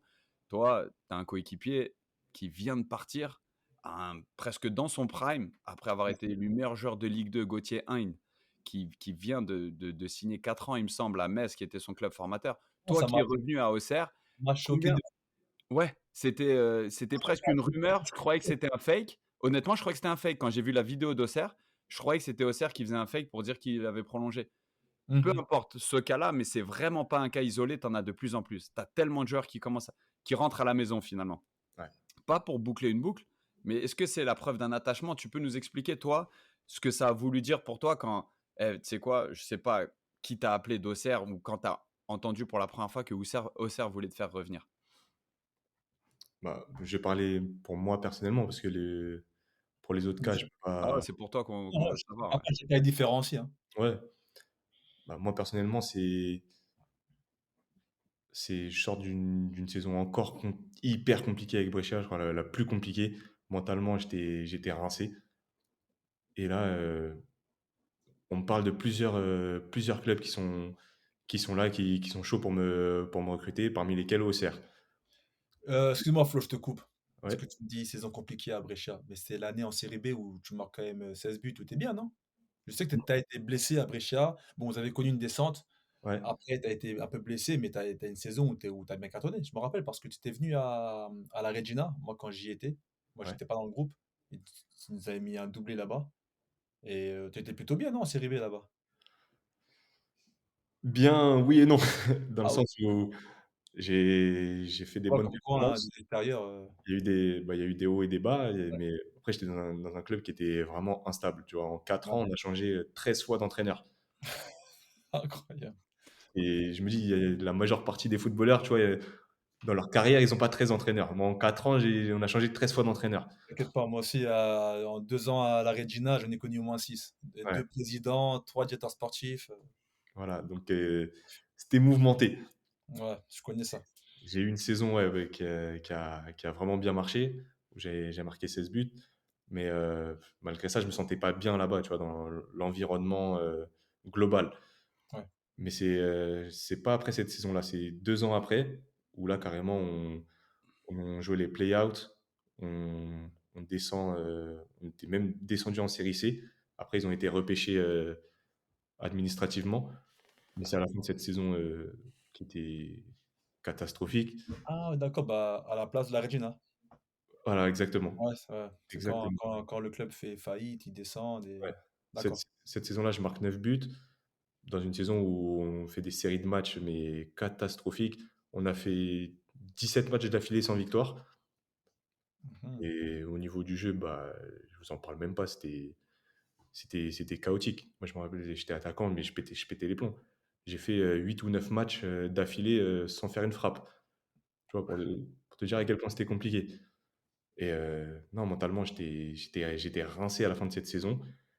Et je vois que malgré tout, bah, ça commence à se bousculer au niveau des contacts et des offres qu'il pouvait y avoir. Et donc, bah, il y a Auxerre qui arrive. Et j'y avais même pas forcément pensé sérieusement avant. Mais là, je me dis, ah ouais, en fait, pourquoi pas? Parce que je vois que sur les dernières années, le club a pris une direction vraiment, vraiment bonne. Tu sens qu'il y a une progression constante. Et je me dis, ouais, ça pourrait être pas mal. C'est un environnement que je connais. Après des saisons galères, bah, ça peut être. Il y a ce côté rassurant d'un environnement que je connais. Et l'attachement, il vient de tous les moments que j'ai pu passer, que ce soit au centre de formation ou après en équipe première. Les moments que j'ai pu passer avec des amitiés très fortes qui se sont liées. Il y a mon meilleur ami, Moussa Diallo. J'étais au centre avec lui, même si je le connaissais un petit peu avant en région parisienne. Aujourd'hui encore, il a été témoin de mon mariage, moi témoin de son mariage. Le binôme. Inséparable. Le binôme. Inséparable. Et c'est, c'est, je pense que c'est cet ensemble de choses au niveau sentimental, mais pas forcément lié au club directement, mais les amitiés qui ont pu se créer. Après, forcément, le côté sportif aussi, les bons moments sportifs, la progression, etc., qui ont, qui font qu'on peut sentir cette appartenance à un club. Et moi, il y avait aussi un petit peu le côté revanchard, parce que quand je quitte la JOCR la première fois, bah, je pars parce que on me fait pas confiance. Il y a un coach qui me dit, bah, tu peux charger un club parce que moi, je compte pas sur toi l'année prochaine. Moi, je me dis, ok, très bien, parce que de toute façon, j'ai envie de partir, parce que vous me faites pas jouer. Et comme vous me faites jouer pas à mon poste. Mmh. Vu que je donnais beaucoup, je courais beaucoup, là, ça m'a vraiment desservi parce qu'ils se sont dit, bah, ok, on va le mettre sur le côté, ça demande beaucoup d'efforts. Lui, il sait faire des efforts. Mmh. Parce que ça collait pas du tout avec mon profil. Et moi, ça me desservait totalement parce que je pouvais pas montrer mes qualités. Et, euh, et du coup, j'avais aussi ce côté revanchard de revenir et dans un environnement où là, cette fois, on va me faire confiance, où j'aurai de l'importance. Et c'est ça qui a joué dans ma décision. OK. Il y avait aussi, peut-être ce besoin de rechercher, on va dire, pas du réconfort, mais chercher, on va dire, un lien pour rebondir aussi. Parce que, je suppose que là, le plan de carrière, c'était pas, je tente une nouvelle aventure. C'était vraiment l'optique, voilà, je repars sur ce que je connais pour mieux rebondir aussi. Ouais, c'est Là, ça. c'était pas là, le but, c'était pas forcément aller chercher un contrat ou aller chercher un club, en série A ou en série B. C'était vraiment retrouver des choses que tu maîtrises pour repartir de l'avant, en fait. Exactement. Je voulais surtout déjà revenir en France parce que l'expérience en Italie, ça m'avait pas plu du tout. Et je me disais que il me fallait un contexte que je connais, que je maîtrise pour pouvoir mentalement être disposé à me consacrer à 100% à mes performances et Ouais. pas perdre d'énergie à Sur les côté. sur sur les à côté, ouais. Exactement. Et ça, pour les supporters au Serra, faut qu'ils c'est pas du vent parce que les footballeurs, on en balance du vent. Mais autre anecdote, il y a ouais, bah, c'est l'été dernier. avant que tu signes ou juste après que tu signes à Auxerre, il y a un des recruteurs d'Atlanta qui vient me voir et qui me dit: «Eh, tu connais Flo Hayet et tout, machin, machin, machin?» Je dis: «Ah, je connais très, très bien et si vous y pensez, faut foncer». Il dit: «Ah non, ouais, il nous a dit que on a entendu qu'on était trop loin, enfin, qu'il cherchait pas l'étranger, qu'il voulait absolument revenir en France». Mais pour te dire, à Atlanta, on m'en parlait de Flo Hayet et qui t'avait grandement considéré et qu'ils en savaient assez sur toi pour savoir que l'étranger, c'était loin d'être ta priorité à l'instant T, à ce moment-là, l'été dernier. Ouais, Prochain mercato, tranquille. mais on en avait parlé en plus à ce moment-là. Tu m'avais parlé Ouais. de comment ça se passait là-bas, de l'environnement familial, etc. Et je me Ouais. rappelle que ça m'avait beaucoup plu, mais voilà, j'avais d'autres envies à ce moment-là, mais ça reste dans un coin de la tête. T'avais besoin de, t'avais Ils ont, ils besoin ont- de ils ont guérir. une belle équipe de football américain là-bas aussi, non? Ah, c'est le même propriétaire, hein, les Falcons. Mais toi, t'es fan des Chiefs, non? Ouais. Ça, c'est la facilité, hein, les Chiefs. Non, C'est pas alors, l'équipe de Mom, ça? ouais. Ouais, Patrick Mahomes. Non, je sais, je t'embête. Regarde, il va se dire. Je tiens à le dire quand même. J'ai choisi cette équipe parce que quand j'ai commencé à regarder, bah, je savais pas qui supporter. Et je me suis dit, bah, je vais prendre l'équipe de mon joueur préféré. Et c'était Tyreek Hill. Et Tyreek Hill, il arrive aux Chiefs avant Patrick Mahomes. Ouais. C'est les seuls que je connais plus souvent. Donc après le reste, Ah, je vais franchement, pas faire le mytho, hein, je connais rien. ah, ah, franchement, là, vous m'avez perdu là-bas.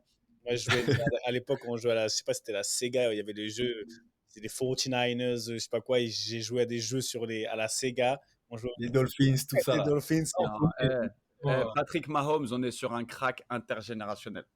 Ah, moi, C'est j'ai vu, il a fait une passe du dos, là, fait une passe derrière le dos. J'ai dit, bon, c'est lui, c'est un crack. c'est un crack et c'est un mec qui a signé le plus gros contrat de l'histoire du football américain à l'époque, il y a 2-3 ans, et il a gagné 2 Super Bowls depuis. Donc, tu vois, comme ils disent ici, tu mets ta bouche où l'argent est, clairement. Le gars, il est en train de livrer et relivrer. Il y a même son quarterback concurrent, Joe Burrows, a signé un contrat monumental aussi parce que c'est le seul à l'avoir battu 2 fois en carrière. Donc tu te rends compte d'avoir battu le GOAT, C'est ça son paye CV. aussi.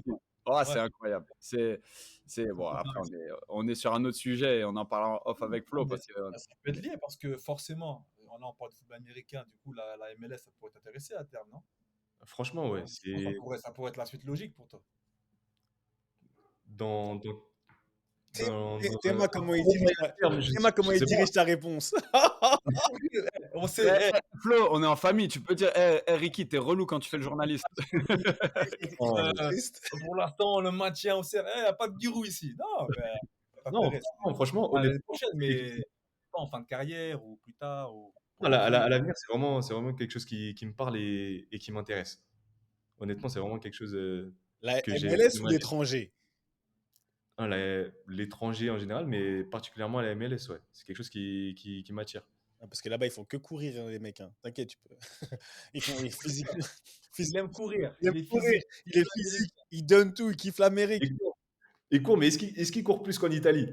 Ah ouais, j'avoue, en Italie, c'est trop. Non, mais en Italie, c'est trop quand même. C'est trop, c'est vraiment dans la culture. Mais après, enfin, je sais pas, tu me dis si je me trompe, Q, mais en MLS, il y a plus de culture, on va dire, athlétique aussi, hein, qui est important. En fait, les Américains existent beaucoup par le côté athlétique quand tu peux pas survivre sur le côté technique. Tu comprends? Et après, c'est une des ligues qui valorise encore plus les numéros 10 par rapport à plein d'autres ligues. Pourquoi? Parce que des numéros 10 qui cartonnent pas dans le Big Five, ils sont encore assez bons pour exister ici en tant que maestro. Tu vois? Donc, c'est encore une ligue très, très originale à bien des égards. Je pense que c'est la ligue qui consomme le plus de numéros 10, tu vois, avec les fameux tags, là, les DP. Tu sais, tu as le droit à 3 joueurs qui sortent de la masse salariale. Je dirais dans 75% des clubs, il y a un numéro 10 et le numéro 10 est le joueur phare. Donc c'est encore une ligue où il y a où tu exportes la technique. Tu comprends? Et par contre, tu t'imagines que bah, physiquement, tu es capable d'en former des monstres physiques. Donc voilà, il y a encore ce côté d'intensité aussi, tu vois, mais ça c'est dans le football mondial où si tu peux être technique et être capable de redoubler les efforts et les courses à haute intensité, tout d'un coup tu deviens intéressant, mais pas qu'en MLS. C'est vrai. Mais et Flo, tu vois, aujourd'hui, tu as fait ton premier match en Ligue 1 et Q, il avait une deuxième partie de sa question sur les gens de ta génération. Mais moi, est-ce qu'aujourd'hui, enfin, tu viens de commencer la Ligue 1. On a tous joué en Ligue 2 ici, à un moment donné. Après, on a joué en Ligue 1. On a tous connu une montée, je pense aussi. Hein. On a tous connu une montée. Oui, Ouais. bah oui, tu vois. Ouais. Ouais. 4 minutes, hein. De Ligue 2 Oh, Non, moi je parle de Ligue 2, Ligue 1. 2 et 2. Ouais, regarde, il fait le bourgeois tout d'un coup, genre, ah, On national, est non, non, non. précise. Une montée est une montée, je peux vous dire. Et Flo Exactement. l'a vécu, j'ai vu l'effervescence à Auxerre.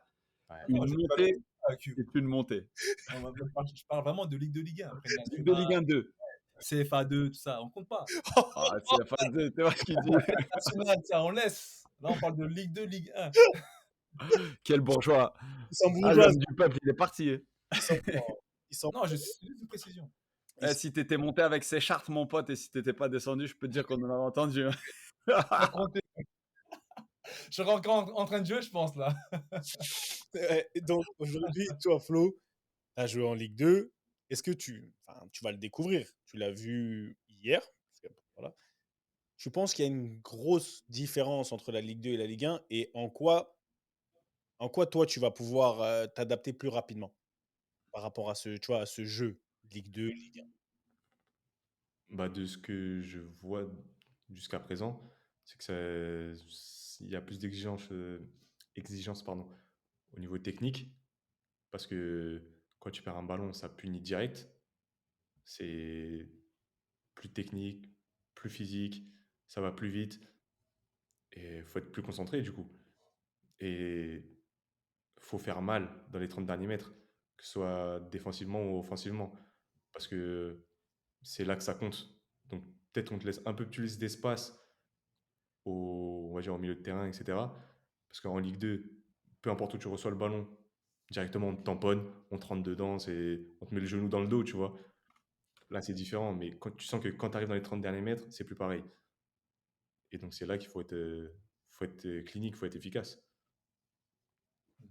Et Q, c'était C'est vrai que ça s'est joué sur des détails hier, hein, parce qu'à un moment donné, il revoit à la VAR une potentielle faute de Donovan Léon sur un ballon un petit peu anodin, mais tu vois, c'est tout ce côté roublard, tout ce côté, c'est toujours un petit peu plus poussé à l'excès pour te tuer, tu vois, parce que l'attaquant, clairement, il pousse le ballon en dehors et il tombe, mais c'est un truc, dans un mauvais jour, il peut y avoir penalty là-dessus, et votre match, il change complètement. Au final, c'est un long ballon dans le dos, eux, ils sont pas forcément super attentifs en fin de match, et vous ramenez les 3 points là-dessus, et ça se trouve, vous déclenchez un mouvement qui se joue sur un demi-détail, effectivement.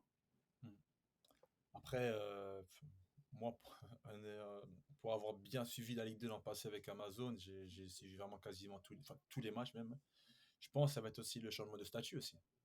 Parce qu'à Auxerre, l'an passé, vous arriviez en favori avec un jeu sûr, une technique certaine. Et donc, les équipes vous craignaient. Donc, vous avez le temps de développer votre jeu. Je pense que là, en Ligue 1, vous allez trouver des équipes qui vont avoir pas forcément du répondant. Et peut-être c'est vous qui allez plus subir, contrairement à la saison dernière. Donc, comme tu l'as dit, il faudrait être plus clinique quand vous arriverez devant parce que vous aurez moins d'occasions que la saison dernière. La saison dernière, ça joue bien. En plus, Gauthier avec Perrin, tout ça, ça combinait bien, vous vous connaissiez tout ça. Mais là, j'ai bon espoir. Je pense que j'ai pas envie de vous porter la scoumoune, hein, mais si vous faites ce qu'il faut, il devrait y avoir de la place déjà pour avoir le maintien, cher à votre gars Giroud. Mais sinon, non, il y a de la place, vous avez des qualités. Après, je sais pas si au mercato, ils ont prévu encore de rajouter 2-3 trucs, suite au départ justement de Gauthier. Mais ouais, il faudra faire attention à prendre les points quand il faudra les prendre. Mais il y a quelque chose de non négligeable, et je pense qu'Auxerre, c'est un super exemple pour ça. Toi, Flo, qui a quitté le club qui a connu 5 ans, il me semble, entre ton premier passage et ton second, qu'est-ce qui a changé? Parce que, tu vois, moi, je suis parti en 2019, il y avait 4-5 000 spectateurs au stade, c'était relativement morose. Il y avait ces installations, il y avait cette mise en place et cette structuration qui commençait, qui était vraiment importante. Mais là, tu sens qu'il y a un engouement incroyable. Moi, pour vous avoir suivi de près, parce que je connais très bien le staff, parce que je connais encore énormément de joueurs, parce que j'apprécie énormément aussi. Là, quand je vous vois arriver au stade, il y a un nombre de supporters incroyable. Vous êtes à guichet fermé quasiment tous les matchs. Qu'est-ce qui a changé dans la culture et qu'est-ce qui se passe de différent sur ces 2-3 dernières années? Bah, tu sens qu'il y a une vraie effervescence autour du club, parce que tu regardes l'année dernière, on était en Ligue 2, certes, on était une équipe favorite, mais le club venait de descendre en Ligue 2, de Ligue 1 à Ligue 2. Donc quand ça se passe comme ça, tu peux t'attendre à perdre de l'engouement au niveau du stade, des supporters. Mais là, dès le premier match, c'était plein et toute l'année, ça a été plein. Et tu sens que les gens, ils étaient vraiment derrière l'équipe. Mais ça, je pense que ça vient du fait que sur le terrain, on montre une vraie identité, un vrai groupe qui est solidaire. On montre des valeurs qui font que les gens peuvent s'identifier à ça et s'y rattacher, tu vois. La baie des champs. Ah, ça prend, hein. Ça prend parce que je peux te dire que moi, le club que je quitte, c'était pas cette effervescence, c'était 4-5 Oh, 000 spectateurs. Ouais, c'était morose. Et il y avait une sorte d'abattement. Tu vois, c'était un peu une fatalité. On n'y sera jamais. Les gens te parlaient toujours de Giroud, des années Ligue 1 et tout. Là, c'est vrai que tu as l'impression que tu as shifté. C'est un autre club. Giroud est derrière. Et tu as l'impression qu'il y a une espèce de nouvelle vague. Et comme tu dis, Flo, franchement, tu as l'impression que ça vient de l'intérieur. C'est le groupe qui emmène la ville avec eux. Et Ouais, c'est là où, voilà, ça, c'est un autre sujet. J'espère qu'on l'aura un jour en tant qu'invité. C'est le coach Pélissier. Ça force à la création d'environnement. Et il dit quoi, l'ancien Giroud? Toi, c'est quoi ta relation ou ta connaissance? Je sais pas, parce que tu vois, c'est vraiment. Il y a des OG, il y a des. Tu vois, mais il y a des. Je sais pas, il y a des. c'est un OG, lui. Non, il y a les OG et il y a les. Je sais pas, moi, les monuments historiques. Tu vois ce que je veux Ouais, dire? Les monument vivant. monuments vivants, tu vois. Pour toi, en tant que joueur de la GIA qui a quitté, qui est revenu, Giroud, c'est quoi? Giroud, c'est qui? C'est quoi? Ça représente quoi? Giroud, c'est le boss de la ville. C'est Auxerre, c'est à lui. C'est- Non, mais quand tu dis Auxerre, forcément, tu penses à Giroud. Tu vois? Encore plus au niveau du club. C'est ce qu'il a fait au club, c'est incroyable. Mais il est toujours là. Et tu le vois toujours de temps en temps. Il vient à l'entraînement. Des fois, il t'attrape. Il te dit, oh, tu vois là. Il te donne des petits conseils et tout. Tu sens c'est sa passion. Il veut toujours donner, tu vois. Il essaie de rester impliqué. Ouais, C'est ce qui fort, est, hein. ce qui est ouf avec Giroud, c'est que chaque brique, il le connaît. Tu sais, il y a une salle couverte, il y a un synthé couvert à Auxerre. Et un jour, il y avait mon fils à l'époque, il avait 4-5 ans, il s'entraînait là-bas. Et il était là. Il s'est pointé à l'entraînement des U5 ou U6 à l'époque. Et j'étais là, et donc il vient me voir. Et il me dit, tu sais, cette salle, je l'ai payée avec le transfert de Eric Cantona. Quand on a vendu Eric Cantona, on a réinvesti l'argent pour faire cette salle couverte. Parce qu'ici, quand il pleut, il pleut, hein. Et là, avec Lyon qui est juste à côté, les terrains, ils s'inondent super vite. Donc, il nous fallait un terrain où s'entraîner si on était inondé. Donc, j'ai fait construire cette salle. Mais je leur ai pris la tête au constructeur. Et après, ils te montrent les murs. Les murs, la taille standard, normalement, c'est 1,50 m. Moi, j'ai demandé à ce qu'ils soient à 2,30 m.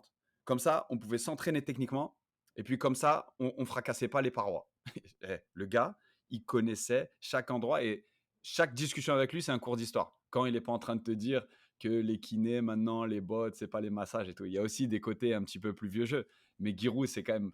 Je suis sûr que Flo, il a des interactions avec lui. Il doit lui dire fais les appels là, ou sois égoïste. Ah, tu vois. Djibril, lui, il s'en foutait des autres. Il frappait dans un angle fermé. Mais Non, totalement. En plus, c'est la salle maintenant, en plus, elle s'appelle salle Eric Cantona. Ah bah, Ah, Tu vois? voilà. Mais je savais même pas que c'était avec l'argent de son transfert qu'il l'avait payé. Ah ouais. Bah, à l'époque, c'était pas la salle Eric Cantona, mais je savais que c'était avec l'argent de son transfert. Maintenant, tout s'explique, hein.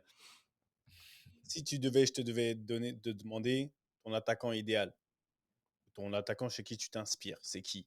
C'est qui l'attaquant? Tu dis, ah, je vais l'étudier et je vais pas faire du lui parce que tu vas être authentique, mais je vais m'inspirer de lui.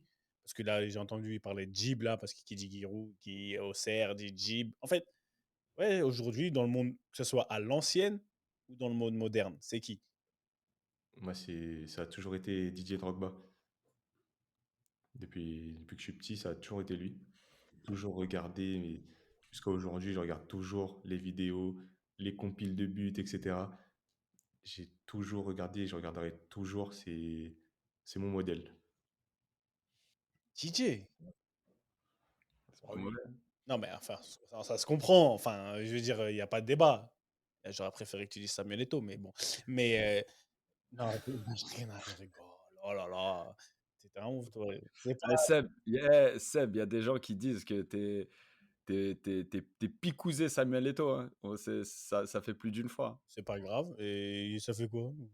Je l'assume, mais j'ai aucun problème. C'est les rageux qui sont contre le continent. Tu vois, c'est ceux qui sont contre le continent et l'évolution du continent. Mais Ricky, il est blasé, il en a marre. Regarde sa tête. mais ça te Voilà. coûtait. Mais non, on n'avait pas dit la Diouf. Parler, moi, Il je voulait, laisse parler. il voulait qu'on dise qui? Il voulait qu'on dise il voulait qu'il disait la Diouf, etc. Mais Ça aurait non. pu durer l'âge, hein. Hein? Ça aurait pu. Non, Ça non, aurait il pu peut pas, durer il peut pas. DJ, je comprends. Mais dans ton jeu, tu prends quoi de DJ?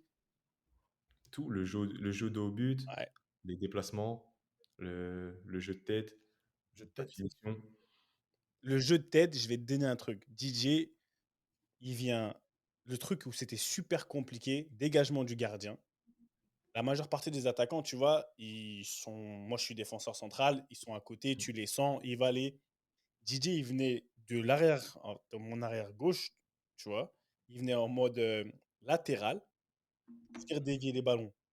Super compliqué, en fait, parce que tu ne le vois pas venir, tu peux pas. Et lui, il vient en mouvement. Donc, en Et fait, pour attaquer le ballon, ouais. pour attaquer le ballon, mais tu vois, de côté. Donc, toi, tu dois regarder le ballon qui arrive là, le défenseur. Donc, et lui, tu sais qu'il va venir. Et il déviait souvent les ballons comme ça, tu vois. Et ça, franchement, je lui disais, franchement, c'était le truc le plus relou. Parce que la majeure partie des attaquants, ils sont allés à 1 mètre de toi, ils essayer de prendre un peu un élan. Pour la bagarre. Ils viennent à la bagarre et ils viennent dévier comme ça. Lui, tellement intelligent, il vient de. Allez, il prend une course d'élan, 5, 6, 7 mètres. Et il vient latéralement, il dévie. Et donc, franchement, je vais peut-être pour ça, là. En tout cas, monsieur C'est Drogba, pas Seb, il fait son Giroud, là. pourquoi Il donne des son Giroud conseils. Je le Ah, conseille même pas. Il dit je ah, t'aide. c'est bien. Je t'aide. Je lui dis franchement ce que DJ Drogba, en tout cas sur quoi il nous. La bagarre, quand on est costaud, on est costaud. Mais le jeu aérien, pour ça, super intelligent. Donc oui, Ah, c'est vrai. pour ça, ouais, franchement, respect. Et le professeur, c'est. Je sais pas. C'est Ah non, je demande. Drogba, jeu aérien? Non, non, Ah, non, choqué. tout. Parce que tu vois, Flo, là, c'est ton petit. Ah, mon gars, c'est. Ouais, non, jamais.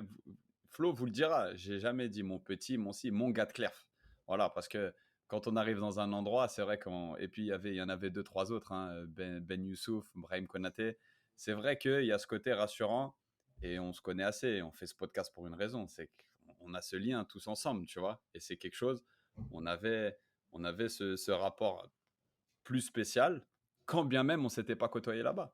Mais je sais qu'il a vibré quand il a entendu le générique, tu vois. Tu sens qu'il a regardé à la Clairefontaine. J'allais lui poser la question.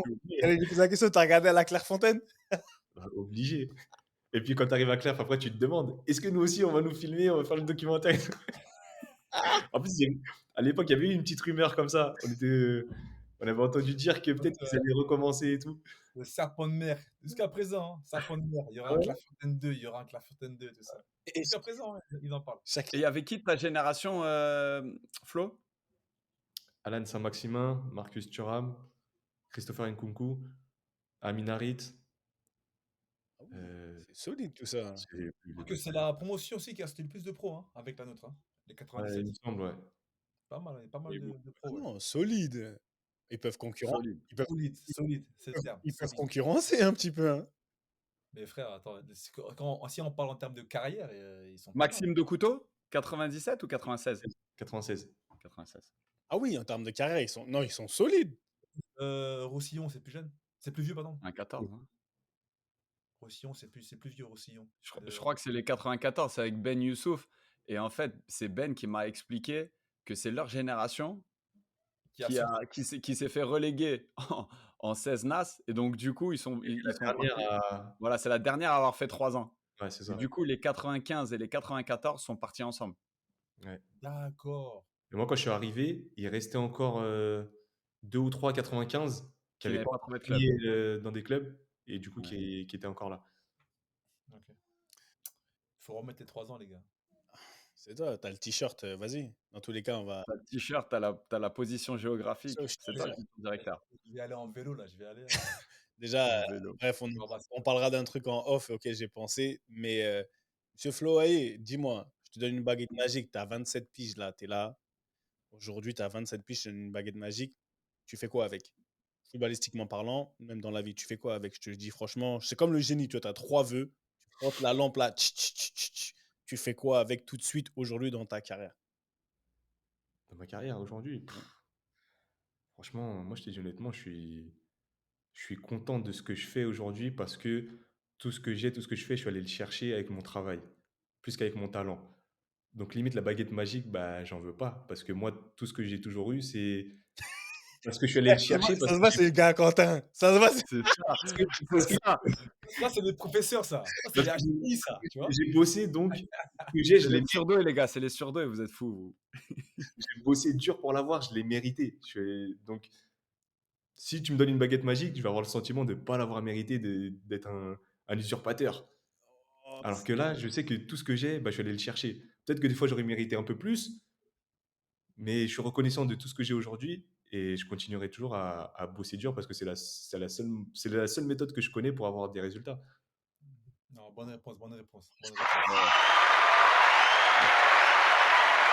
Eh, en plus, t'as pas une grosse tête comme Quentin, mais franchement, c'est pareil. T'as pas une grosse tête comme lui. Hein. Comme on dit, amen to that. Eh, mais Quentin, il a une grosse tête. Il y a plein de trucs qui se passent dedans. Toi, t'as une petite tête tranquille, mais il est surdoué. HPI. On va mettre ça. Eh, le titre, je vais mettre HPI.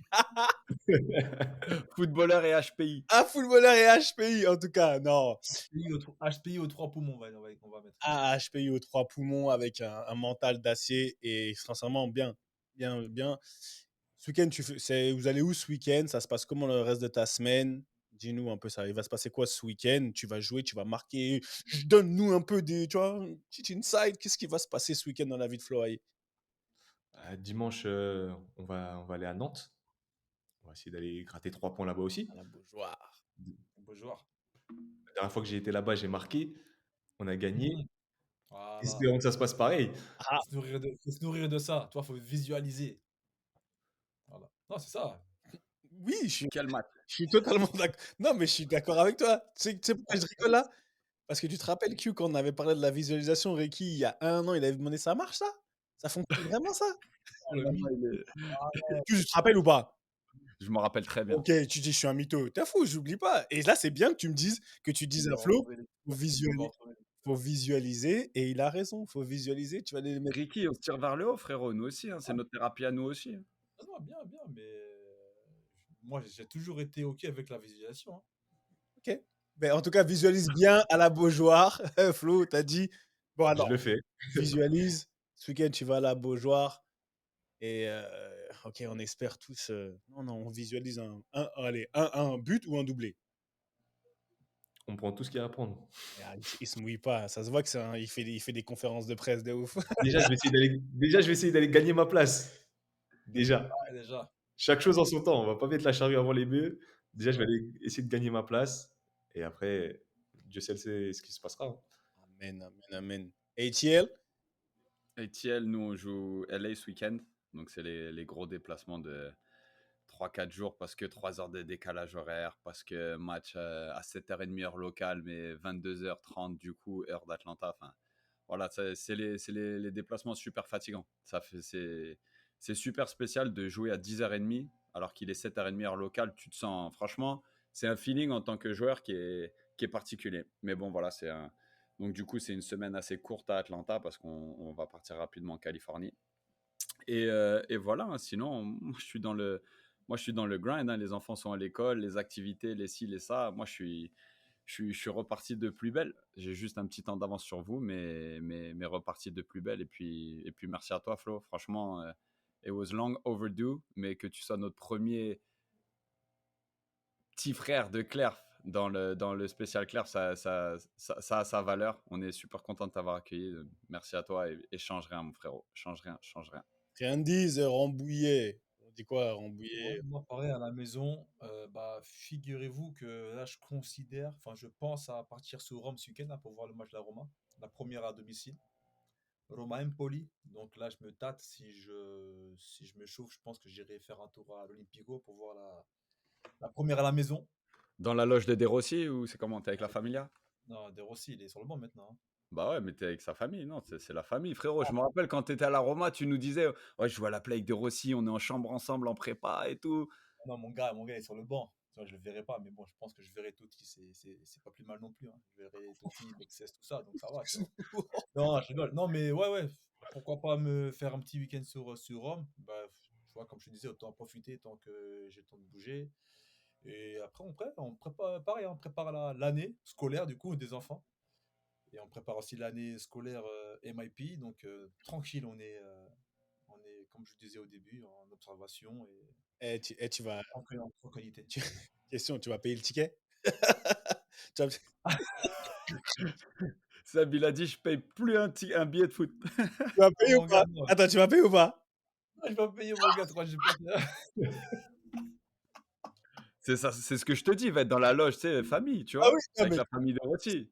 Ah non, non, justement. non, là, oui, non, là, c'est de l'invitation, c'est pour ça. Donc, Ok. tu vas prier, Non, non, tu vois. je- Non, mais après, non, mais par contre, moi, non, moi, par contre, si je vois des vrais matchs, j'ai une possibilité de voir.